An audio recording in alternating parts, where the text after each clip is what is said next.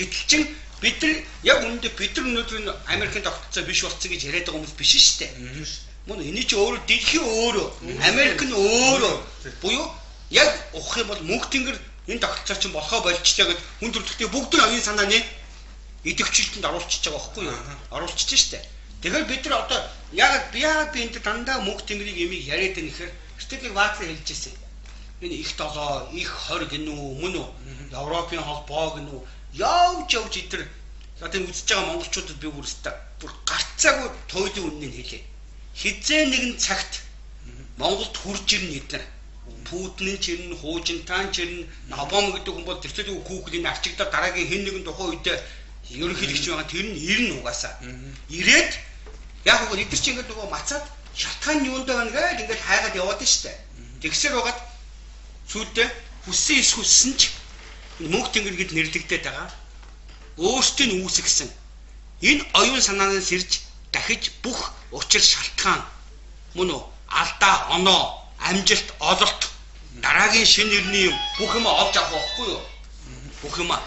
Мөн үү. Тэгэхээр яг одоо өнөөдөр ингээд монголчуудаа бид ингээд яриад байгаа юм маань эдрийн хизээ бид нар дээр хурдан ирэх нь дахиад бидний өөртөө энэ ч хэдий ч нэ хурдан учраа олохоос хамаарат байгаа.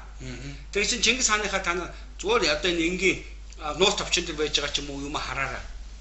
Идэвхтэй 40 хэдэн жилийнх нь 30 хэдэн жил нь монголчууд хоорондоо мөнх тэнгэрийнхээ учрыг олох гэж зүдэрсэн байдаг болохоос биш.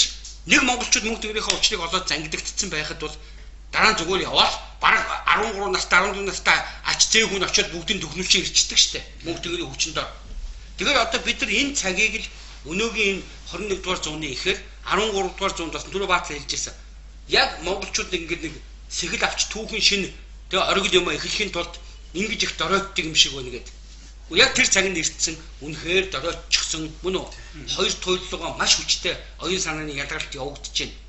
Нөгөө сэрж мөнх тэнгэрийн имийг яах ёстой хүмүүс нь айгүй хүчтэй хурдан сэрцгээж байна мөн үү? Тэгээ нэг монголчуудын нэг сайн юм байдیں۔ Энэ үзэж байгаа түмэн олон ч гэсэн. Нэг сүүлийн 20 жил телевиз хэвлэл мэдээлэлээр харагдаад ухаантай царайлаад тэгээ өнөөдөр өнөө сүүлийн 20 жилд нэг гишүүн ч юм уу, сайд ч юм уу, ерөнхийлөгч ч юм уу байсан хүмүүсээс өөр маш олон мөнх тэнгэртүүгүүд сэрнэ. Энэ бол бүр юу үнэн энэ үнэн. Хоёрдугаарт энэ хүмүүс чинь бол биднийг аврах уужингууд биш байхгүй да. Мөн үү?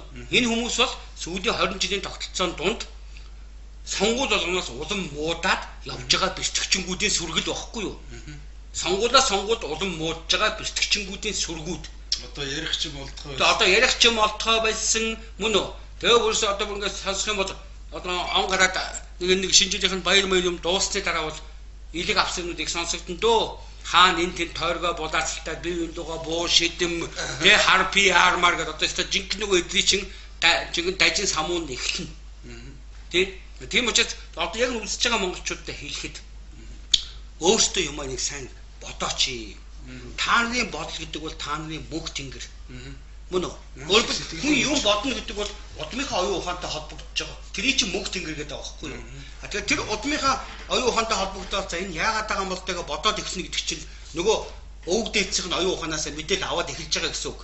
Дараа нь тэрнээсээ энэ чинь ингэж байгаа юм байна ш тэгээд ухаарад сэтгэхэд эхлэх юм бол өнөөгийнхөө хэлбэртээ тааруулж эхэлж байгаа гэсэн үг. Мөн үү? Дараа нь тэрийг бие биентэйгээ яриад ингээд эхлэх юм бол нөгөөдхөө төгөлдөржүүлж байгаа гэсэн үг. Тэгээд дараа нь хоорондоо ярилцсаар байгаад хэн хамгийн зөв гаргалгааг нь хийж байгаа буюу хэн хамгийн их бүгдийнхээ итгэлийг хүлээж сэтгэл чадвартай байгаа хүндүүгээ тэ хариуцлагыг үүрлээд эхэлж байгаа юм бол цаа жинхэнэ утгаараа төрийн чинь суур болж эхэлж байгаа.